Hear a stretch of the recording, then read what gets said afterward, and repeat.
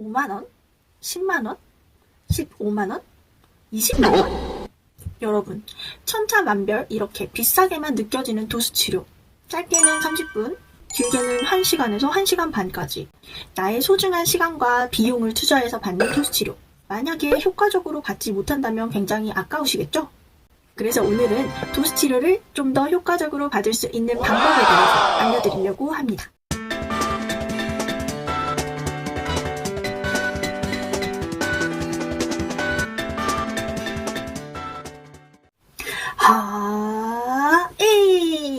안녕하세요 여러분, 물리치료사 권도수입니다.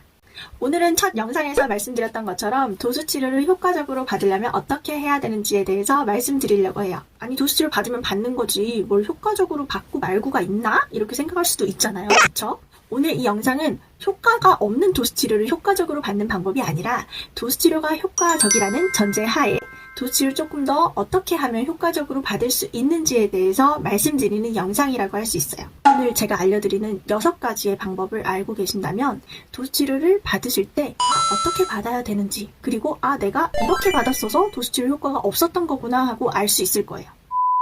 자, 일단 여러분, 병원에 언제 가시나요? 병원에는 아프면 갑니다. 그쵸? 다들 아플 때 병원 가시나요? 그냥 보통 조금 아프고 그러면 참고 잘 안 가시잖아요. 그래서 참다 내가 더 이상 참으면 뭔가 문제가 생기는 거 아니야? 뭔가 잘못되는 거 아니야? 이렇게 생각이 되고 걱정이 될 때 그때서야 우리는 조금 병원에 가봐야겠다라고 생각하는 경향이 많은 것 같습니다. 근데 어쨌든 병원에는 좀 아프다 싶으면 가시는 게 좋을 것 같아요. 왜냐면 병원 키워서 좋을 게 하나도 없거든요. 아픈 상태로 병원에 가게 돼서 진료를 보고 내가 어디가 어떻게 아픈 것인지에 대해서 말씀을 드리겠죠. 그리고 여러 가지 치료를 받게 되잖아요. 일단 도수치료가 뭔지를 알아야겠죠.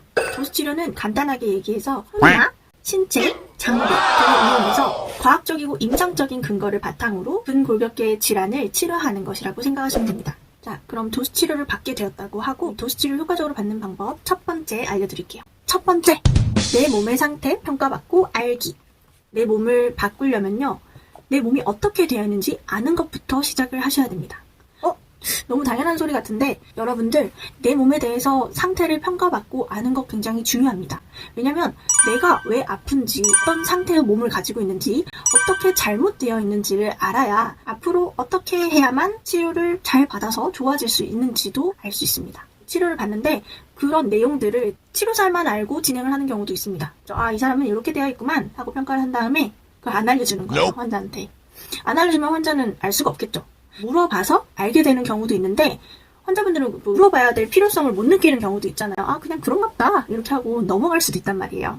그렇게 되면 내가 과연 어떻게 된 상태인지, 지금 내 상태가 어떤지에 대해서 알 수가 없겠죠. 그래서 그럴 경우에는 요구하셔야 됩니다. 환자분이 치료사한테 선생님, 저는 그럼 어떻게 되어 있는 건가요? 제가 뭐가 문제인 건가요? 하고 물어보면 되겠죠. 그렇게 물어본다고 해서 막 불친절하게 나쁘게 안 알려주고 그런 선생님은 없을 거예요. 다 친절하게 잘 알려줄 테니까 말씀을 만약에 못 들으셨다면 꼭 물어보세요. 두 번째, 통증의 원인이 되는 자세 습관이나 생활 패턴 체크하기. 내 몸의 상태가 그렇게 된 원인을 파악하는 것이 중요합니다. 예를 들어볼게요. 만약에 환자분이 오셨는데 승모근 쪽이 너무 아파서 오셨어요. 그리고 이 승모근이 아픈 것이 오래되었고 환자분께서는 살을 찌우셨어요. 매일같이 컴퓨터를 이런 자세에서, 거북목 같은 이런 자세에서 맨날 컴퓨터를 하신다고 합니다. 내가 이게 습관이 된 거예요. 그래서 등도 구부정하게 하고요. 목도 거북이처럼 앞으로 이렇게 빼겠죠.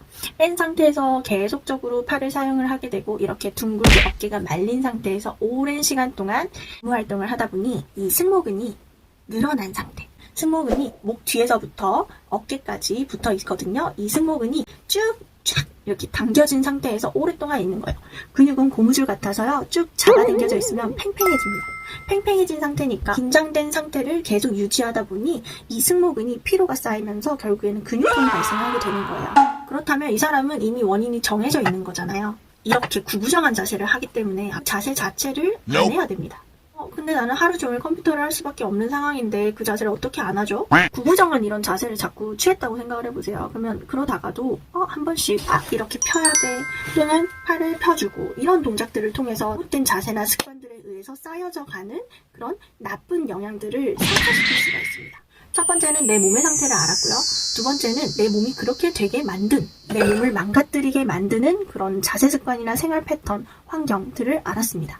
세 번째는 당연히 이 두 가지를 고치는 방향으로 행동을 취해야 합니다.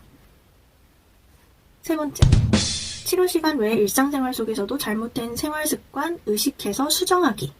원인을 아는데 원인을 바꾸지 않는다면 당연히 결과도 바뀌지 않겠죠. 통증은 어떤 원인에 의해서 나타나게 된 결과잖아요. 그래서 그 결과를 바꾸고 싶다면, 통증 자체를 없애고 싶다면 통증을 일으키는 그 원인을 바꿔야 되고, 그 원인이 만약 나의 자세 습관이라든지 생활 패턴에 있는 거라면 그 자세 습관이나 생활 패턴을 바꿔야만 나의 통증도 사라지게 됩니다. 그래서 도수치료를 아무리 열심히 다닌다고 해도 내가 맨날 똑같은 생활 습관을 하고요, 똑같이 생활을 한다면, 똑같은 그런 나쁜 습관을 계속 가지고 있다면 잘 낫지 않을 확률이 큽니다. 쉬운 예로 핸드폰을 맨날 이렇게 보는 사람들이라고 볼게요. 그래서 지하철에 타면 다들 콩나물처럼 머리를 이렇게 숙이고 핸드폰을 보잖아요. 그런 사람들이 목이 아파서 병원에 갔다고 해볼게요. 이 사람의 원인이 생활 습관에 의해서, 이렇게 아래를 수그려서 보는 습관에 의해서 목 뒷근육이 긴장됨으로써 나타난 것이라면 습관 자체를 고치지 않는 이상은 통증이 사라질 수가 없습니다. 그래서 이 세 번째는 치료 시간 외에 일상생활 속에서도 자꾸 나쁜 것을 고치려고 노력해야 된다는 것입니다. 네 번째.